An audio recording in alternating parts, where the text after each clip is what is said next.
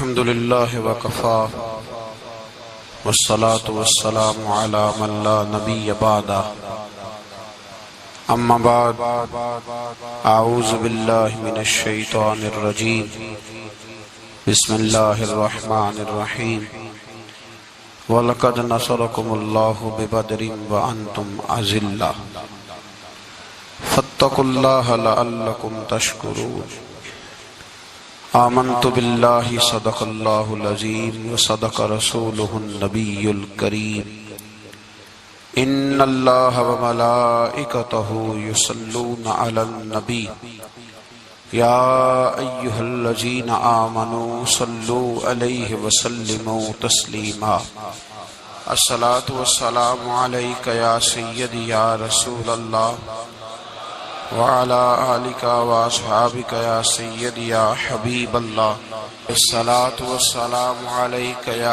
سيدي يا نبي الله وعلى آلك وأصحابك يا سيدي يا نور الله اللهم صل على سيدنا ومولانا محمد معدن الجود والكرم وآله وبارك وسلم. حمد و صلاة کے بعد عالم اسلام کی تاریخ کا بہت بڑا دن 17 رمضان مبارک، جس دن اسلام کا سب سے پہلا معرکہ کفر کے ساتھ پیش آیا اور اس کو معرکہ بدر اور غزوہ بدر کہا جاتا ہے. اس کو قرآن مجید نے یوم الفرقان بھی کہا ہے، فرق کرنے کا دن. یہ وہ پہلا معرکہ ہے جس کی دھاک کفر کے سینے پہ ایسی بیٹھی ہے کہ آج تک عالم کفر بدر کی للکار سے کانپتا ہے. ڈاکٹر اقبال نے امت مسلمہ کو ایک مشورہ دیا ہے. اس نے کہا ہے کہ شرط یہ ہے کہ فضائے بدر پیدا کر،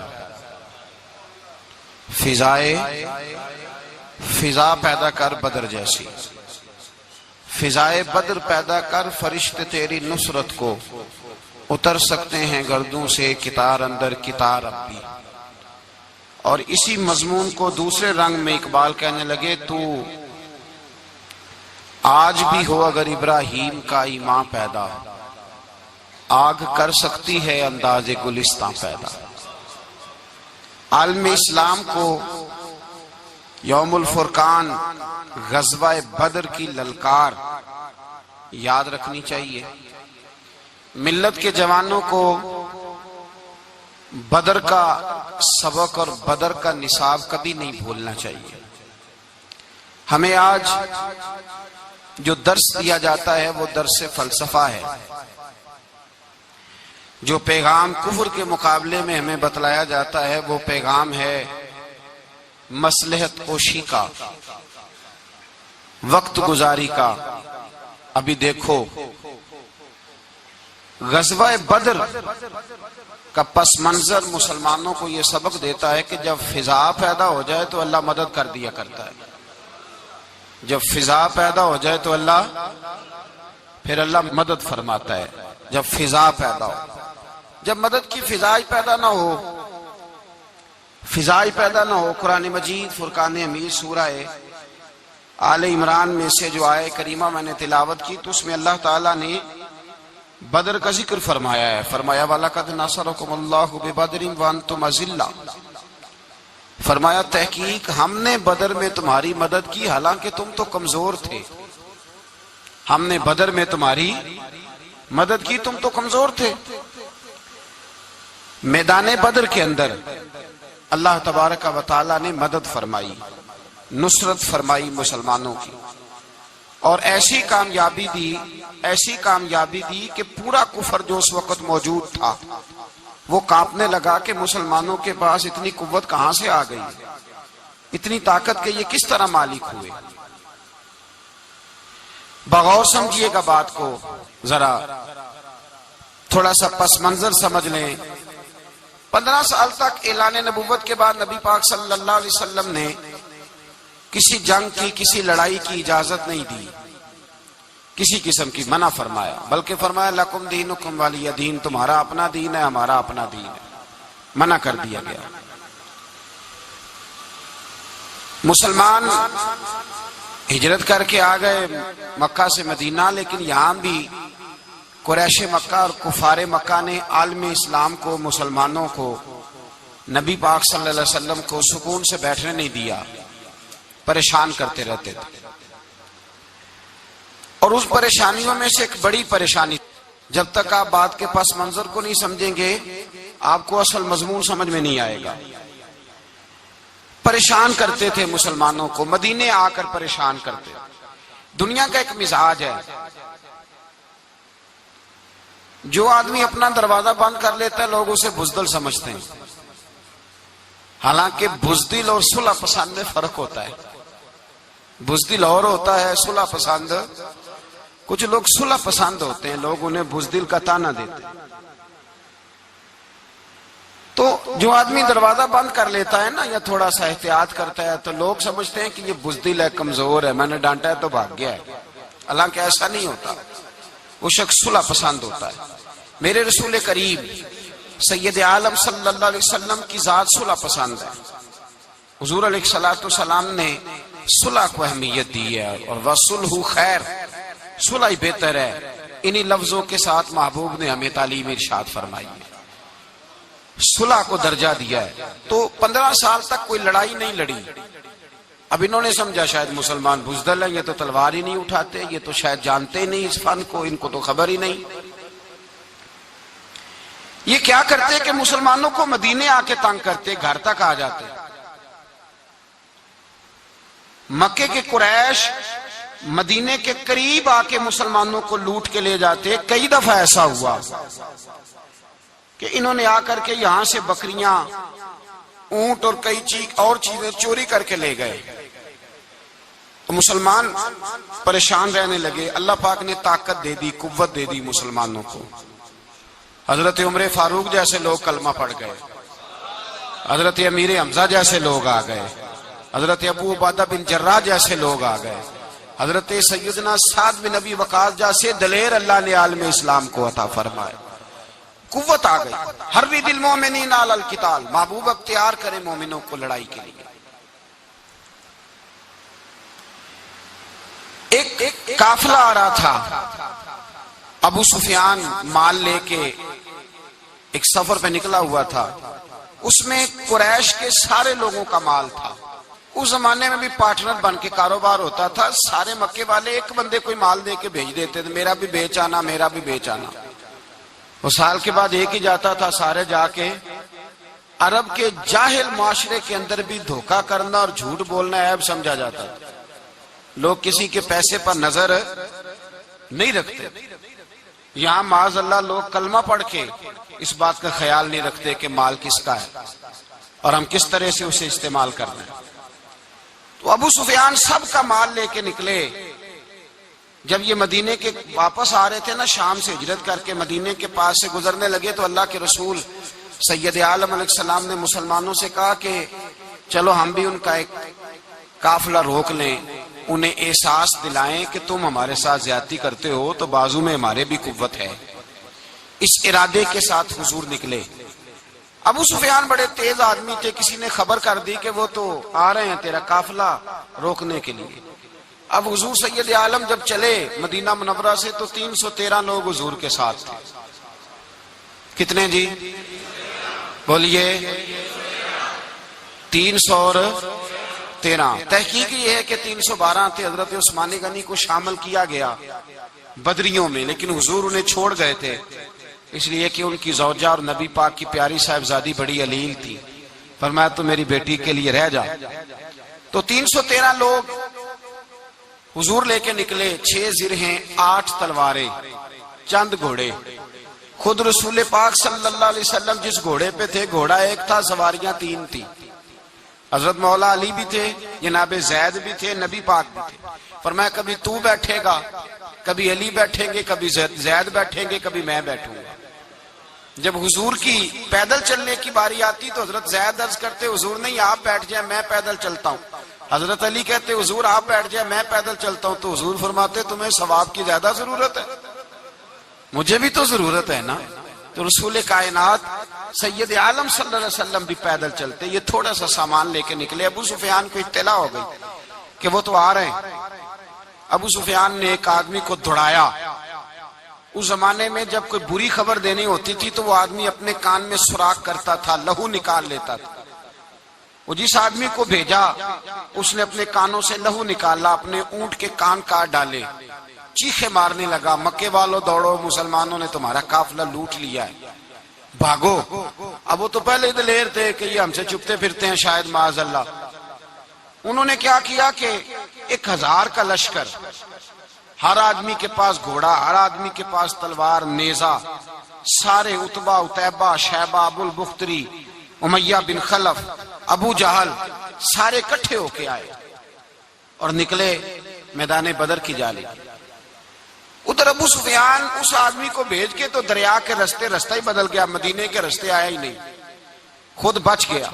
اور جب بچ کے نکلا نا تو اس نے ایک آدمی بھیجا کہ قافلہ محفوظ ہو گیا ہے، تم لوگ فکر نہ کرو۔ اس نے جا کے پیغام دیا ابو جہل کو کہ ابو سفیان کہتا میں بچ گیا ہوں، مجھے کوئی خطرہ نہیں، اب تم لوگ کسی قسم کی تکلیف نہ کرو، تکلف نہ کرو، واپس چلے جاؤ۔ ابو جہل کہنے لگا نہیں، اب تو ہم واپس نہیں جائیں گے، اب تو ہم ان کا کچھ کر کے ہی جائیں گے۔ سمجھ آ رہی ہے میری باتوں؟ پس منظر سمجھ میں آ رہا ہے، اب نہیں واپس جانا، نکلے ہیں تو کچھ کریں گے۔ اب جب میدان کے اندر آنے کے لیے تیاری ہو رہی ہے، ادھر سے پتہ چل گیا، نبی پاک صلی اللہ علیہ وسلم کو اطلاع ہوئی کہ ابو سفیان تو اپنا لشکر بچا کے، قافلہ بچا کے لے گئے، لیکن قریش بضد ہیں آنے کے لیے۔ نبی پاک صلی اللہ علیہ وسلم نے ایک جگہ پہ تمام مسلمانوں کو جمع کیا۔ یہ بات قابل غور ہے۔ حضور نے فرمایا بھی 1000 کا لشکر اسلحے سے لیس ہو کے آ رہا ہے، تم 313 ہو، تمہارا ارادہ کیا ہے؟ نہ تمہارے پاس زرہیں ہیں، نہ تلواریں ہیں، نہ تمہارے پاس نیزہ ہے، نہ تیر ہے، کیا کرنا ہے؟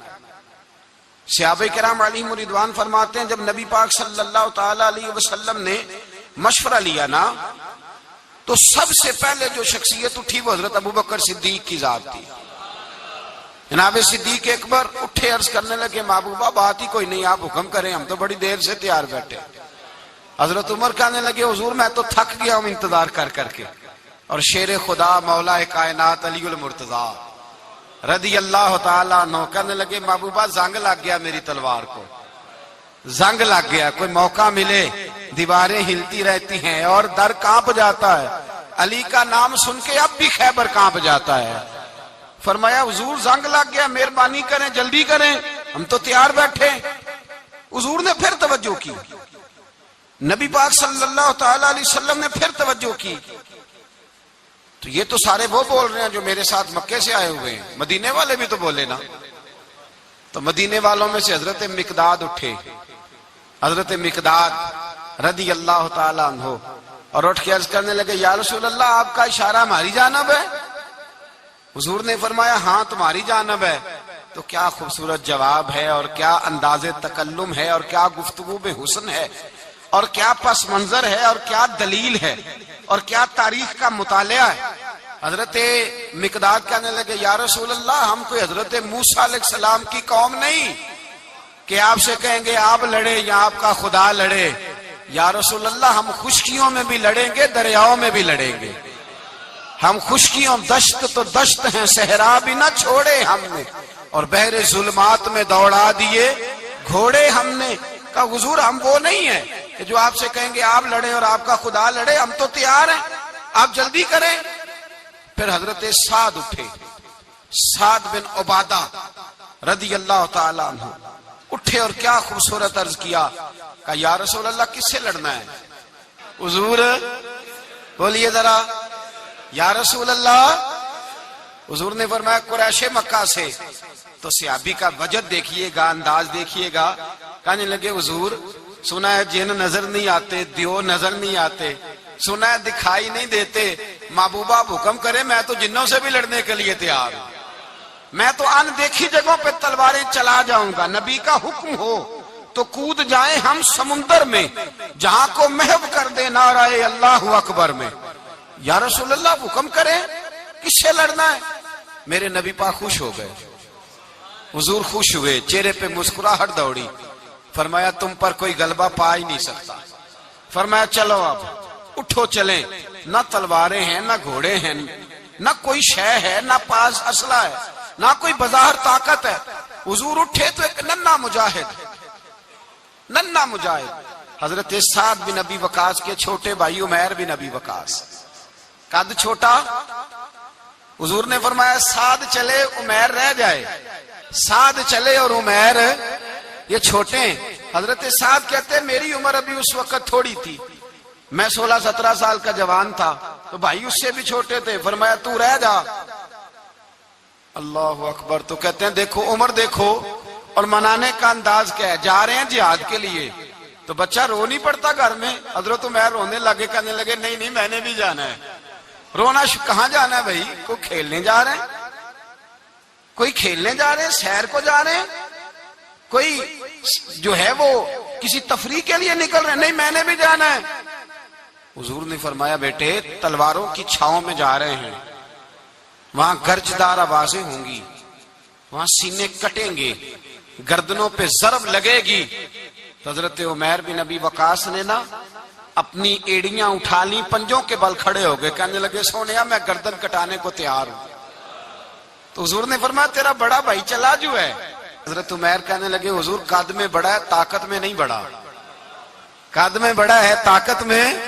کہا یہ قد میں بڑا ہے، جسامت میں بڑا ہے، طاقت میں نہیں بڑا. حضور نے فرمایا کیسے پتا چلے گا؟ کہا حضور کشتی کرا لیں، کشتی کرا لیں. چشمے فلک نے عجیب نظارے دیکھے، محبوبہ کشتی کرا لیں. حضور نے فرمایا کرو کشتی. کرا لیتے ہیں، کرو کشتی. کشتی شروع ہوئی تو سبحان اللہ کیسی عجیب اور منفرد کشتی ہے. حضرت سعد بن ابی وقاص رضی اللہ تعالیٰ عنہ کہتے ہیں میرا بھائی پہلوان کشتی سے پہلے گلے ملتے ہیں نا، تو کہتے ہیں گلے ملنے آئے تو حضرت عمیر میرے کان میں کہنے لگے تیرا تو نمبر لگ ہی گیا ہے، اور محبوب جسے قبول کر لے پھر اسے درگزر، اسے رد نہیں کرتے، تیرا تو لگ گیا ہے. تو یار چل تھوڑی دیر کے لیے گر جا بھائی، جو ہوا چل تھوڑی دیر کے لیے گر جا، میں بھی سلیکٹ ہو جاؤں گا، تیرا کیا بگڑے گا. قربان جائیں. امام زرقانی کہتے ہیں نبی پاک کی آنکھوں میں آنسو آ گئے. حضور نے بات سنی تو رو پڑے. فرمایا ہم پر بھی کوئی غلبہ پا سکتا ہے؟ جس قوم کے 14 سال کے بچے لڑنے کو تیار ہوں انہیں کوئی گرا سکتا ہے؟ تو فضائے بدر پیدا کر، فرشتے تیری نصرت کو اتر سکتے ہیں گردوں سے کتار اندر کتار. اب بھی تھوڑی دیر کے لیے بھائی آپس میں لڑے، گتھم گتھا ہوئے، پھر بڑا گر گیا، چھوٹا پشت سینے پہ سوار ہو گیا. میرے رسول پاک نے فرمایا چلو بھئی تمہارا دونوں کا جانا ہی مقبول ہو گیا ہے. چلو یہ انداز تھا. نہتے 313 بشر شوق شہادت میں.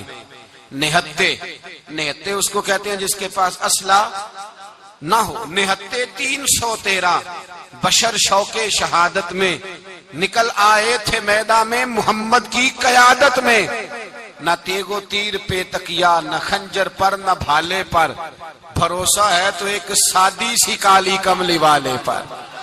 بھروسہ ہے تو ایک سادی سی کالی، زیادہ مہنگی بھی نہیں، سادی سی کالی کملی والے پر. بھروسہ ہے تو ایک سادی سی کالی کملی والے پر. میرے مصطفیٰ کریم علیہ السلام کا لشکر میدان کی جانب، ادھر کفار جوش و خروش سے طے پایا رستے میں. ابو جال نے کہا کہ روز ایک سردار اونٹ ذبح کرے گا. گانے گانے والی عورتیں گانے گائیں گی. بدر کی فضا دیکھ لیں، گانے والی گانے گائیں گی. روز ایک اونٹ ذبح ہوگا. شراب کے دور چلیں گے معاذ اللہ، اور مسلمانوں کے خلاف جوش پیدا کیا جائے گا. ادھر کھانے کے لیے شے کوئی نہیں، کوئی طاقت نہیں. تو یہاں کیا ہوگا؟ میرے حبیب نے فرمایا راتوں کو سجدے کریں گے، دن کو اٹھ کے اللہ اکبر کے نعرے لگائیں گے. یہاں عبادتیں ہیں، ریاضتیں.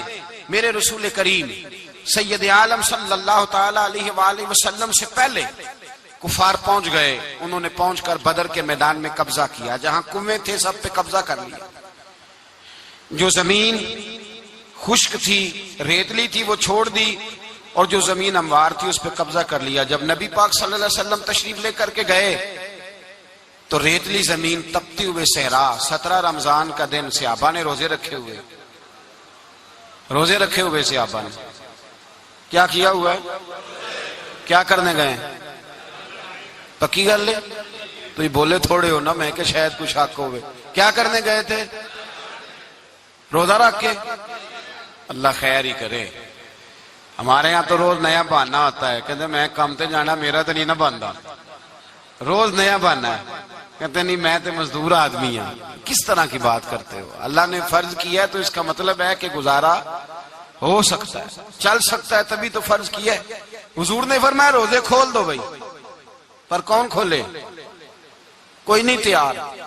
اب اللہ کے رسول نے خود گھوڑے کے اوپر بیٹھ کر کھجور کھائی دوپہر کے وقت۔ جب حضور نے کھولا تو تب سب نے کھولا۔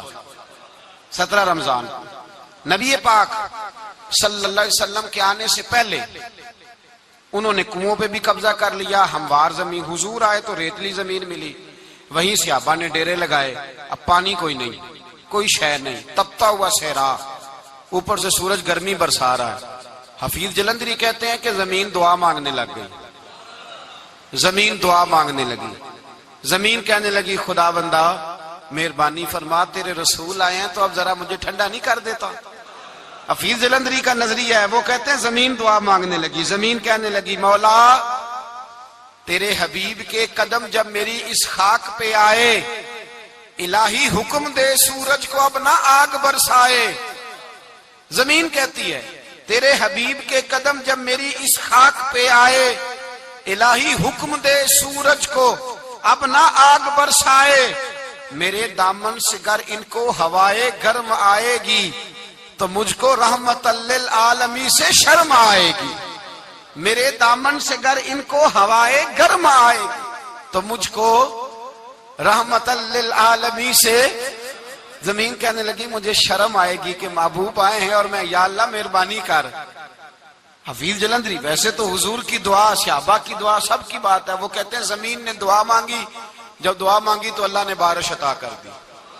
حضور نے فرمایا لو بھی حوض بنا لو، پانی بھر لو۔ صحابہ کہتے ہیں چھوٹے چھوٹے حوض بنا لیے، پانی ہم نے ان کے اندر جمع کر لیا، جانوروں کو پلایا، خود بھی ہم نے وہ پانی رکھا وضو کے لیے، غسل کے لیے۔ فرماتے ہیں اب ریتلی زمین تھی تو سمجھ لیں بارش پڑنے سے پکی ہو گئی، ان کی جانب کیچڑ ہو گیا، پانی ختم ہو گیا، کافروں کی طرف ختم ہو گیا۔ یہاں حالات اس طرح کے ہیں کہ یہاں پانی جمع ہے، وہاں ختم ہوا۔ اور تاریخ کا عجیب حوالہ دیکھیں، حضور کو شہید کرنے آئے 2 کافر رات کو چپکے سے اس حوض سے پانی پی رہے تھے جو مسلمانوں کا حوض ہے۔ ایک صحابی کہنے لگے حضور کافر پانی پی رہے ہمارے حوض سے، ماروں؟ حضور نے فرمایا نہیں، کافر ہوئے تو کیا ہوا، مخلوق تو ہے نا اللہ کی، پینے دو، پینے دو۔ ہمارے دروازہ رحمت سے کوئی خالی جا سکتا؟ ایسا کی تیری خیر تیرے میں کدے کی خیر، ایسی پلا کہ جس کا نشہ عمر بھر رہے، اور پلا کے گرانا تو سب کو آتا ہے، مزہ تو تب ہے کہ گرتوں کو تھام لے ساکی۔ کہا نہیں، پینے دو انہیں۔ میرے رسول کریم سید عالم صلی اللہ علیہ وسلم نے میدان بدر میں پڑاؤ کیا۔ کافر ساری رات دندناتے رہے، شور کرتے رہے۔ جاسوسی کا ایک معیار ہوتا تھا، اب تو فوجوں کی وردی ہوتی ہے، پہچانے جاتے ہیں فوجی کس ملک کے ہیں، کس علاقے کے ہیں، کس جگہ سے ان کا تعلق ہے۔ اس زمانے میں کوئی وردی نہیں ہوتی تھی، ہر قبیلے کا آدمی ہوتا تھا تو لوگ گھس جاتے تھے، جاسوسی آسان ہوتی۔ آئے رات کا وقت ہے تو کچھ جاسوس بھیجے ابو جہل نے، کہا پتہ کر کے آؤ بندے کتنے، اسلحہ کتنا ہے، جوان کتنے، بوڑھے کتنے، ان کا انداز کیا ہے، سارا معلومات کر کے آؤ۔ کفر کی جو معلومات ہیں اس پر ذرا غور کریں۔ اب وہ شخص آیا، جا کے ابو جہل سے کہنے لگا 313 ہیں، 6 زرہیں اور 8 تلواریں، کوئی کھانے پینے کا سامان نہیں، اور کچھ بچے بھی ہیں، کچھ بوڑھے بھی ہیں، عمیر بن ابی وقاص بھی ہیں، ابو عبیدہ بن جراح جیسے بوڑھے بھی ہیں، کچھ لمبا چوڑا انتظام کوئی نہیں۔ ابو جہل بڑا کھل کھلا کے ہنسا، جاسوس واپس آئے نا تو کھل کھلا کے ہنسا، کہنے لگا اس طرح کرو کہ جنگ کرنے کی ضرورت نہیں، انہیں نہ صبح سب کو گھوڑوں کی پشتوں پہ باندھ کے نہ تو لے چلتے ہیں مکے، وہاں جا کے دیکھیں گے ان کا کیا کرنا ہے، ان کو باندھ لو گھوڑوں کی اونٹوں کی پشتوں پر، تو وہاں جا کے دیکھیں گے۔ جب یہ بات کی تو جاسوس کہنے لگا ٹھہر جا، پوری بات تو سن لے، میری پوری سن تو لے، تبصرہ تو نے شروع کر دیا ہے۔ اس نے کہا چل سنا پوری۔ اس نے کہا ہے 313 پر سارے سر پہ کفن باندھ کے آئے ہوئے ہیں 313 پر بچے سے لے کر بوڑھے تک، میں جس کو پاس بھی گیا ہوں وہ مسلح پہ بیٹھا ہے اور شہادت کی دعا مانگ رہا ہے۔ مسلح پہ شہادت ہے مطلوب، مقصود مومن نہ مال غنیمت نہ کشور کشائی، ہیں تھوڑے پر آئے مرنے ہیں، جان دینے آئے ہیں، واپس جانے کا ارادہ کوئی نہیں کسی کا بھی، آئے سارے حضور کے نام پر قربان ہونے۔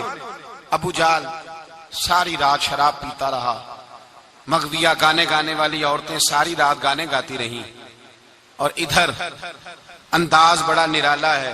حضرت ابو بکر صدیق رضی اللہ تعالیٰ عنہ فرماتے ہیں کہ صحابہ نے مشورہ کیا کہ نبی پاک صلی اللہ تعالیٰ علیہ وسلم کی طرف سب سے پہلے توجہ کریں گے کافر، حضور کے لیے کسی محفوظ جگہ کا بندوبست کیا جائے، ایک چھپر، ایک عریش، ایک جھونپڑی پہاڑ کے اوپر بنا دی گئی حضور کے لیے۔ مولا علی شیر خدا خود فرماتے ہیں، کہتے ہیں سب سے مشکل کام اس جھونپڑی کی حفاظت کرنا تھا، اس چھپر کی عریش کی جس میں حضور تھے۔ جب نبی پاک نے فرمایا نا میرا پہرا کون دے گا، تو کہتے ہیں ابو بکر صدیق تلوار لے کے کھڑے ہو گئے، کہنے لگے سونیا ضرورت ہی کوئی نہیں، میں جو حاضر ہوں۔ تو حضرت علی فرمایا کرتے تھے بتاؤ جو فرعون کے سامنے کھڑے ہوئے وہ زیادہ دلیر تھے یا ابو جہل کے سامنے جو کھڑے ہوئے دلیر ہیں؟ تو حضرت ابو بکر صدیق فرماتے میں پہرے پہ تھا، کافر شرابیں پی رہے تھے اور نبی پاک ساری رات عبادت کرتے رہے، ساری رات حضور نے رو کے گزار دی۔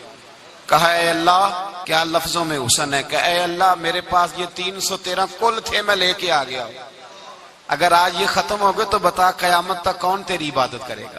اے اللہ یہ 313 ہی تھے جو میں لے آیا، مہربانی فرما۔ ساری رات دعا ہوتی رہی، ساری رات حضور دعا کرتے رہے۔ پہلے حکم آیا کہ 1000 فرشتہ بھیجا ہے، پھر آیا محبوب چل 3000 بھیجے، پھر اللہ نے کہا محبوب میں نے 5000 بھیجے ہیں۔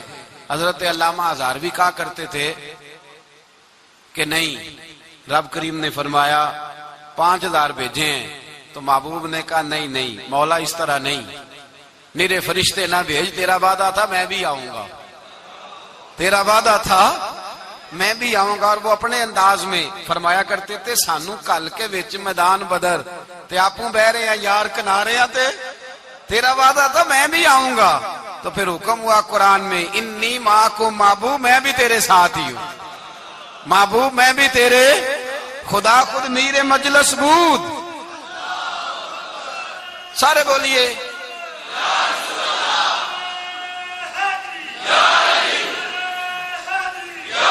بھئی آج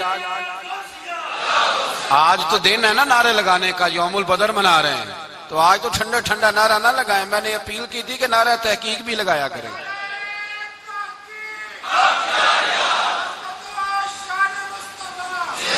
تو بھائی یہ یاد رکھیں، سمجھے اس بات۔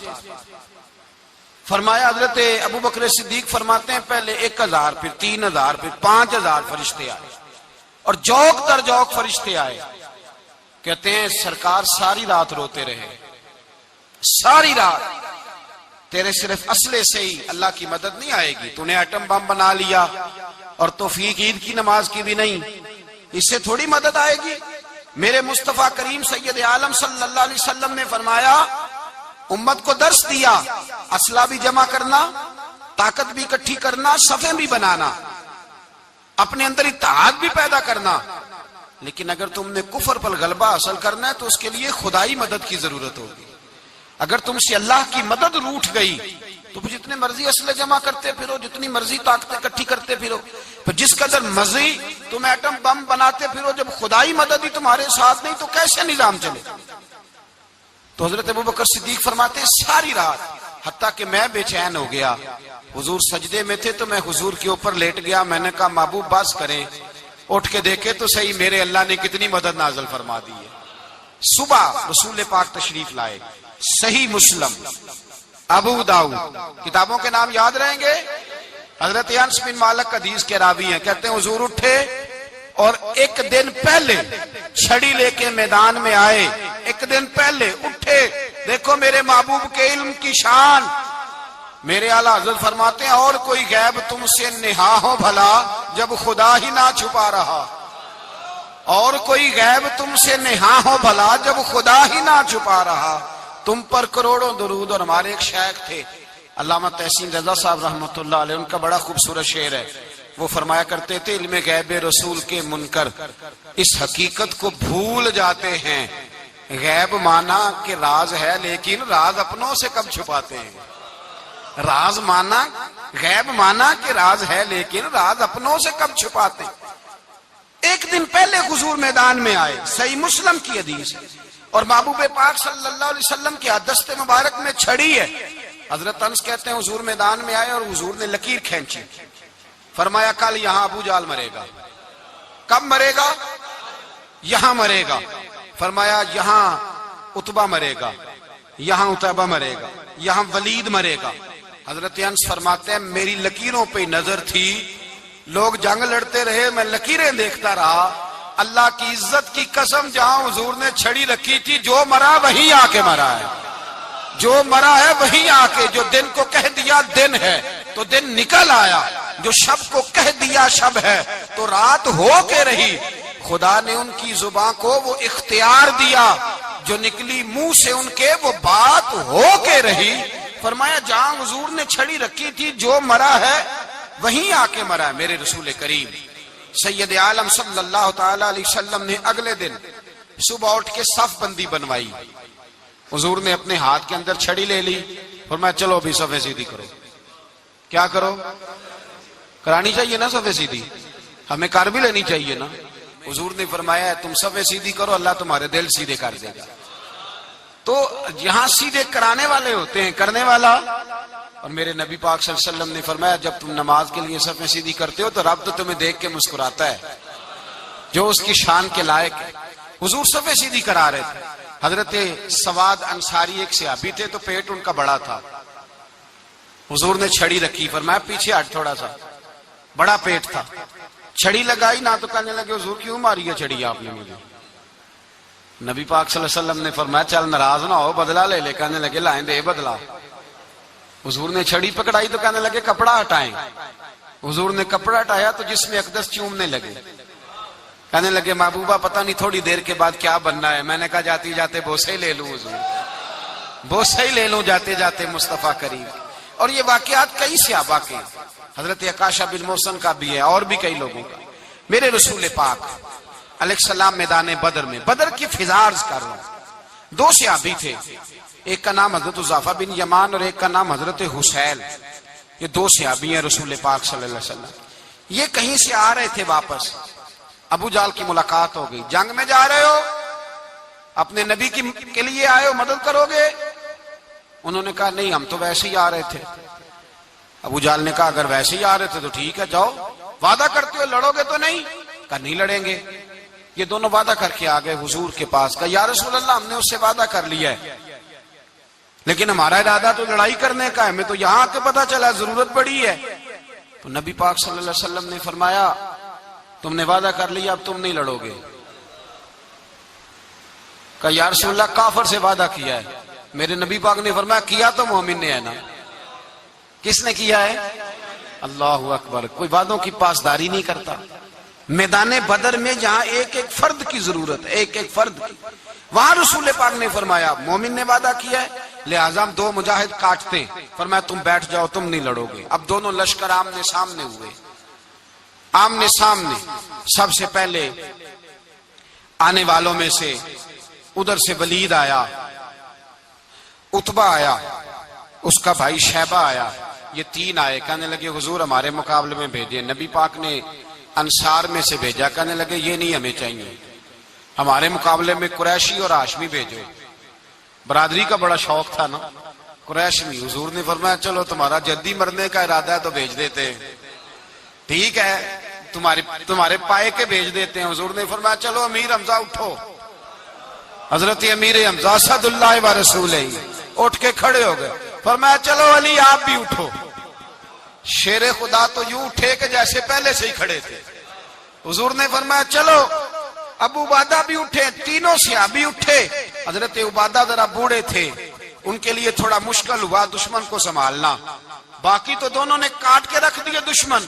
اور حضرت علی رضی اللہ تعالیٰ نے دیکھا نا جناب عبادہ ذرا زخمی ہو گئے, دشمن ان کا بھاری ہو رہا تو دوڑے گئے, مارا.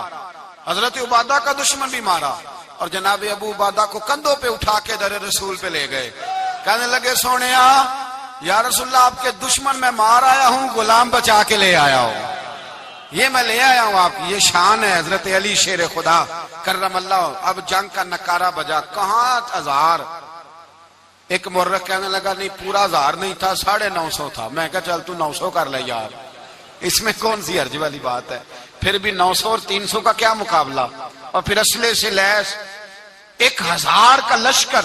میرے رسول کائنات سرور عالم صلی اللہ علیہ وسلم جب جنگ چھڑی, امیہ بن خلف بڑا مارتا تھا حضرت بلال کو. جناب بلال کے قابو ہی آ گیا, حضرت بلال کے قابو آ گئے. کہنے لگا معافی مل جائے گی, معافی مل جائے گی, معافی مل جائے گی. دوڑنے لگا. حضرت عبد الرحمن بن عوف کہنے لگے بلال جب کوئی معافی مانگے تو دے دینی چاہیے. فرمایا سب کو دینی ہے, اس ظالم کو نہیں دینی. پکڑ کے مارا جناب سیدنا بلال حبشی رضی اللہ تعالیٰ, پکڑ کے مارا. فرمایا مجھے بڑی سزائیں دیتا تھا. اس امت کا فرعون ابو جہل نے ساری زندگی ستایا ہے. 2 چھوٹے چھوٹے بچے معوذ اور معاذ, اور ان کی عمریں 17 سال سے کم بتائی جاتی ہیں اور حسین لفظ ہیں. حضرت عبد الرحمن بن عوف کہتے ہیں دونوں میرے پاس آئے, اور ایک روایت میں یوں بھی انداز ہے, کہتے ہیں ایک بھائی کا قد چھوٹا تھا, تلوار اونچی تھی اس سے, اور آئے. اور یہ لفظ ہیں تاریخ میں محفوظ. آئے آ کے کہنے لگے عبد الرحمن سے چچا ابو جہل کدھر ہے. تو میں نے کہا تم نے کیا کرنا ہے. ان کا جواب پتہ کیا ہے, یہ نہیں کہا کہ دین کا دشمن ہے, یہ نہیں کہا بڑا ظالم ہے اس لیے مارنا ہے. کہا تم کیا کرو گے. تو جواب وہ شاہ نامہ اسلام نے اپنے لفظوں میں بیان کیا. کہنے لگے مریں گے. زیادہ یہی ہے نا کہ ہم کمزور ہے. پوچھنے کا سٹائل یہ تھا کہ تم بچے ہو, تم نے کیا کرنا ہے. تو پتا ان کا جواب کیا ہے. حفیظ جلندری کہتے ہیں وہ کہنے لگے مریں گے یا ماریں گے ناری کو. سنا ہے گالیاں دیتا ہے وہ محبوب باری کو صلی اللہ علیہ وسلم. کہنے لگے ہمارے نبی کو معاذ اللہ برا کہتا ہے, چھوڑیں گے نہیں, جانا ضرور ہے. اگر اسے مار نہ سکے تو مار کے تو آ جائیں گے نا, جانا ضرور ہے. تو کہتے ہیں ہم نے اشارہ کیا. میں نے کہا وہ گھوڑے پہ جا رہا ہے, وہ دیکھو. کہتے ہیں بس چھلانگے لگاتے دوڑے, بھاگے گئے. ایک نے اچھل کے تلوار ماری, دوسرے نے بھی گرایا, تیسرے نے بھی زخمی کیا. ابو جہل نے تلوار ماری تو ایک بھائی کا بازو کٹ گیا. بازو کٹ گیا تو ہلکا سا گوشت لٹک رہا تھا, اس نے پیر رکھ کے گوشت بھی جدا کر دیا اور کاٹا ابو جہل کو. جب نیچے گرا تو اب عبداللہ ابن مسعود آئے, دیکھا کچھ جان باقی ہے, رسی جل گئی, بال نہیں گئے. حضرت عبداللہ ابن مسعود جب گلا کاٹنے لگے تو کہنے لگا ذرا نا گردن نیچے سے رکھ کے کاٹنا, گردن ذرا نیچے رکھ کے کاٹنا. فرمایا کیوں. کہنے لگا ذرا سردار ہوں, گردنوں میں پڑی گردن میری اونچی نظر آنی چاہیے. رسی جل گئی پر بال. کہنے لگا ایسا نہ ہو غلاموں میں پڑی ہو تو چودھری کی گردن لہذا ہی نہ نظر آئے, ذرا نیچے سے رکھ کے کاٹنا. حضرت عبداللہ ابن مسعود رضی اللہ تعالیٰ انہوں نے گردن کو کاٹ ڈالا. میرے بھائی اب جنگ ختم ہونے لگی آہستہ آہستہ. دونوں بچے اپنی تلواریں لے کے در رسول پہ آئے. ایک کہنے لگا میں نے مارا ہے, دوسرا کہنے لگا حضور میں نے مارا ہے. حضور نے فرمایا تلواریں دکھاؤ, خون کس کو لگا ہے. جب خون دیکھا تو دونوں کو ایک جتنا لگا تھا. میرے حبیب مسکرائے, فرمایا تم دونوں نے مارا ہے, تم دونوں نے مارا ہے. میرے رسول پاک سید عالم صلی اللہ تعالی علیہ وسلم نے دیکھا امیہ بھی مر گیا. ابو البختری, اتبا, اتیبہ, شیبہ, امیہ بن خلف بڑے بڑے دشمن مر گئے. 70 کے قریب قتل ہوئے, 70 کے قریب گرفتار ہوئے, باقی بھاگ گئے. 14 صحابہ صرف شہید ہوئے. ان کے جو مر گئے نبی پاک نے کنویں کے اندر پھینک دیے اور کنویں کے سرانے کھڑے ہو کے ذمہ داری سے, سیاستہ کی روایت عرض کر رہا ہوں, ذمہ داری سے حضور نے بدر کے کنویں پہ کھڑے ہو کے فرمایا او کافرو, او فلاں بن فلاں, او فلانے کے بیٹے فلانے, تم نے دیکھ لیا میرے رب کے وعدے کتنے سچے ہیں. حضرت عمر کہنے لگے حضور مردوں سے آپ باتیں کر رہے ہیں؟ تو نبی پاک نے فرمایا عمر جتنا تم سن رہے ہو اتنا یہ بھی سن رہے ہیں. اگر کافر سن سکتے ہیں تو داتا علی اجمیری نہیں سن سکتے؟ اگر کافر سن سکتے ہیں تو معین الدین اجمیری نہیں سن سکتے؟ کہاں بیٹھ کے تو عقیدہ پڑھتا رہا ہے؟ اگر مشرکوں بے ایمانوں کا آواز آتی ہے تو کیا حضرت ابو ہریرہ اپنی قبر میں نہیں سنتے؟ غوث اعظم جیلانی نہیں سنتے؟ میرے اعلیٰ حضرت کا عقیدہ ہے، وہ فرماتے ہیں واللہ وہ سن لیں گے اور فریاد کو پہنچیں گے ہم.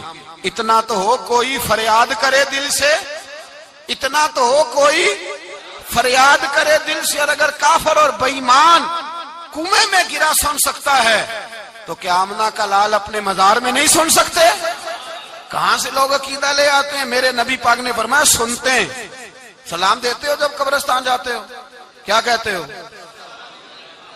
سلام کس کو کہا جاتا ہے؟ اس کو کہا جاتا ہے جو وعلیکم السلام کہے. اس کو کہا جاتا ہے جو وعلیکم السلام کہے. او بھائی سنو، میرے رسول پاک سید عالم صلی اللہ تعالی علیہ وآلہ وسلم نے کہا دیکھا تم نے میرے رب کا وعدہ کتنا سچا ہے؟ یہ کہہ کے میرے رسول پاک آئے. ایک آدمی کو پہلے بھیجا، فرمایا جاؤ جا کے خوشخبری دے دو، اللہ نے فتح دے دی ہے، خوشخبری دو. پھر حضور آئے. ان گرفتار ہونے والوں میں حضور کے اپنے داماد ابو العاص بھی ہیں، حضور کے چچا جناب عباس بھی ہیں، وہ بھی ہیں، اور بھی کئی لوگ ہیں. گرفتار ہونے والے آئے. حضرت انس کہتے ہیں آدھی رات کا وقت تھا. جب ان کو لایا گیا نا گرفتار کرنے والوں کو مدینے، تو صحابہ کو غصہ ہی بڑا تھا، کس کس کے رسیاں باندھ دی. حضرت بلال کی ڈیوٹی تو ذرا زور زور سے باندھتے تھے، زور زور سے، ذرا تگڑی کر کے. بڑا ستایا تم لوگوں نے، زور زور سے. کہتے ہیں آدھی رات کا وقت ہوا، میں مسجد میں آیا تو حضور کو بے چینی سے ٹہلتے دیکھا مسجد میں. تو میں نے کہا حضور کیا ہوا؟ یہ سونے کا وقت تھا آپ کے آرام کا، تھکے ہارے آئے تھے. تو حضور نے فرمایا تم نے رسیاں زور سے باندھ دی ہیں، وہ ہائے ہائے کرتے ہیں، مجھے نیند نہیں آتی.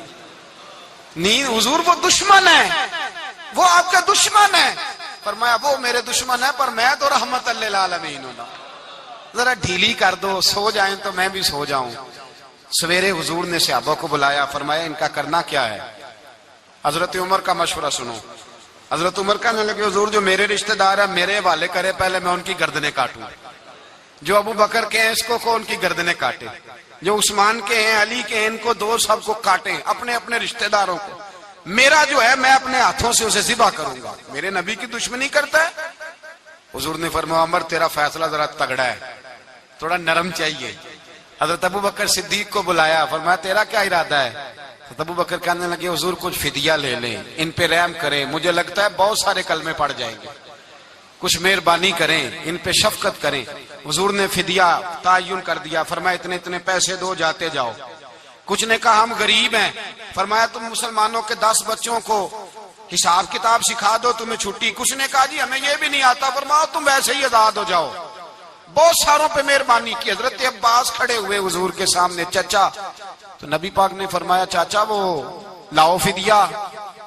کہنے لگے بھتیجے میرے پاس تو کچھ بھی نہیں، کوئی شے نہیں. تو حضور نے فرمایا چاچا وہ جس دن تم آ رہے تھے کمرے کا دروازہ اندر سے بند کر کے اتنی بڑی سونے کی اینٹ میری چاچی کو دی تھی، کہا اگر میں بچ کے آ گیا تو ٹھیک ہے، نہ آیا تو تمہارے لیے کافی ہوگی، وہ کدھر ہے؟ خیال آیا. حضرت عباس کانپنے لگے. یہ سن کر حضرت عباس پر راشا ہوا طاری کہ پیغمبر تو رکھتا ہے دلوں کی بھی خبرداری. خیال آیا مسلمان نیک و بد پہچان جاتے ہیں اور محمد آدمی کے دل کی باتیں جان جاتے ہیں. کہنے لگے وہ کدھر ہے؟ تو جناب عباس کہنے لگے محبوبہ وہ تو فدیہ تو میں دوں گا ہی اب، لیکن میں مان گیا ہوں آپ اللہ کے سچے رسول ہیں، اس لیے کہ میرے اور میرے بیوی کے علاوہ کسی کو اس بات کی خبر نہ تھی. اسی جنگ میں حضرت ختیجہ کا وہ ہار آیا جس کا تذکرہ میں پچھلے دنوں کر چکا.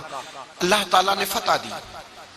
کسی جگہ بھی کوئی تکبر کا لفظ میرے نبی پاک نے بیان نہیں فرمایا.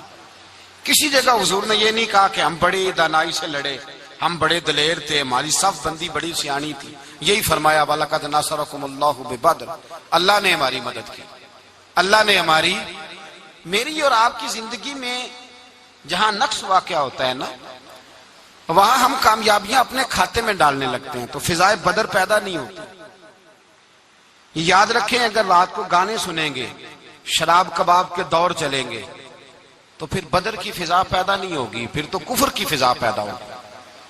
اور اگر رات کو مصلے آباد رہیں گے، میں نے کچھ دن پہلے کہا تھا جمعے میں، صلاح الدین ایوبی جب جنگ لڑ رہے تھے تو ایک بحری بیڑا آ رہا تھا دشمنوں کا اسلحہ لے کے، مسلمانوں کے پاس اسلحہ پہلے کم تھا، تو ایک بحری جہاز اور اسلحہ لے کے آ رہا تھا عیسائیوں کا. تو صلاح الدین ایوبی ساری رات مسجد اقصی میں روتے رہے. سویرے ایک بزرگ ملے تو کہنے لگے، پہلے رات کو بھی ان سے دعا کے لیے کہا، پھر سویرے صلاح الدین کہنے لگے حضور دعا کرنا، مسلمان پہلے ہی کمزور ہیں اور عیسائیوں کا ایک بحری بیڑا اسلحہ لے کے اور آ رہا ہے. تو بزرگ کہنے لگے وہ تو بیڑا غرق ہو گیا ہے، وہ غرق ہو گیا. کہا کہاں غرق ہوا؟ تو کہنے لگے تو ساری رات روتا رہا تو تیرے آنسوؤں میں ہی غرق ہو گیا، تیرے آنسوؤں میں غرق ہو گیا، وہ اب نہیں آئے. کچھ دیر کے بعد خبر مل گئی واقعی ڈوب گیا ہے پانی میں.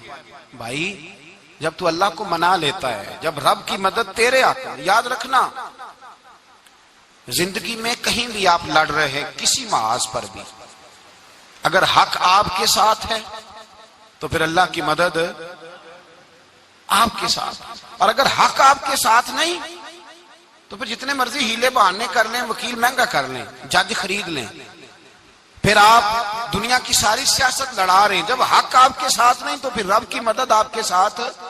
آج شام کے اندر روز قتل ہوتا ہے، برما کے مسلمانوں پر زمین تنگ ہے، کشمیر میں اتنا خون بہہ چکا ہے کہ اب شاید کشمیر کی وادی خون پیتی بھی نہیں، اتنا خون بہہ گیا ہے. فلسطین قبلہ اول مسلمانوں کا مسجد اقصی یہودی کے قبضے میں ہے. مسلمان اپنی اپنی اپنی اپنی، اور ظلم کی بات یہ ہے، ظلم کی بات کہ ہم توحید کا اعلان کرنے والے، توحید کے ٹھیکیدار بننے والے، سلوٹ کرنے پہ آتے ہیں تو عیسائیوں کو بلا کے کرتے ہیں، یہودیوں کو بلا کے کرتے ہیں. میرے بھائی مسلمان کے پاس اسلحہ بھی ہے، پیسہ بھی ہے، دولت بھی ہے، ہر قسم کا ذخیرہ ہے. ضرورت یہ ہے کہ اسے خدا کی مدد نصیب ہو جائے. اللہ کی مدد جب تھی تو اسلحے کی ضرورت نہ تھی. جب تک خدا کی فضائے بدر پیدا کریں، فضائے بدر پیدا کریں. اگر حق آپ کے ساتھ ہے، اندر خلوص ہے اور آپ لڑ اللہ کے دین کے لیے رہے ہیں، ذاتی اگر نام و نمود ہے، خواہشات ہیں، ذاتی آپ کے مفادات ہیں، تو پھر بڑی جلدی یہ سفر ناکامیوں کا سفر ہو جاتا ہے. فضائے بدر پیدا کریں، رضا الہی کے لیے میدان میں نکلنے کا جذبہ اپنے دل میں پیدا کریں. بدر کے 14 صحابہ جو شہید ہوئے، وہ 14 صحابہ کو ہم سلام عقیدت پیش کرتے ہیں. ان 14 کے لوگوں کو شاید نام بھی نہ آتے ہوں، لیکن اسلامی تاریخ میں انہوں نے ایسا حسن بھرا ہے، ایسا حسن بھرا ہے کہ کافر آج بھی بدر کے نام سے کامتا ہے. نام نہ بنائیں دین کے معاملے میں، کام کریں. جو کام کرتا ہے اللہ اس کا نام بنا دیتا ہے. کام کریں اور کبھی بھی دین کی نصرت کے لیے جب نکلیں اپنے آپ کو آگے نہ کریں، دین کو آگے رکھیں. بدر والوں نے دین آگے رکھا تھا، اللہ نے انہیں کامیابی دی. جب سے نام آگے رکھنے، آج پوری امت مسلمہ میں صرف صدارت کا چکر ہے، کون ملک آگے لگے گا، کون آگے بڑھے گا. فضائے بدر پیدا ہو جائے گی تو دین آگے رہ جائے گا، شخصیات پیچھے ہو جائیں گی.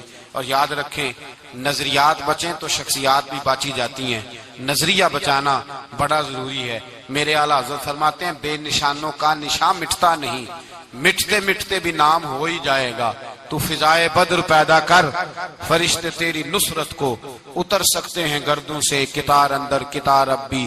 اور آج بھی ہو اگر ابراہیم کا ایمان پیدا تو آگ کر سکتے